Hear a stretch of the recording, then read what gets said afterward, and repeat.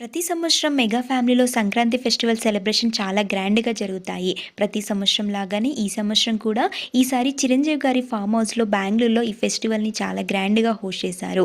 Mega ఫ్యామిలీతో పాటు Allu family అందరూ కలిసి ఈ ఫెస్టివల్‌లో ఎంజాయ్ చేశారు.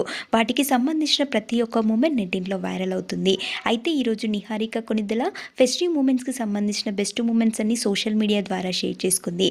తను షేర్ చేసిన ఆ ఫొటోస్‌లో లావణ్య త్రిపాఠి ఇద్దరు ఆడపడుచులతో కూర్చొని పాలు పొంగిస్తున్న ఒక క్యూట్ ఫోటో నెట్టింట్లో వైరల్ అవుతుంది.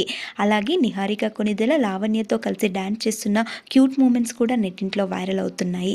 మనం ఈ వీడియోలో మెగా ఫ్యామిలీలో జరిగిన సంక్రాంతి ఫెస్టివల్ సెలబ్రేషన్ సంబంధించిన మరికొన్ని బ్యూటిఫుల్ మూమెంట్స్ని చూసేద్దాం.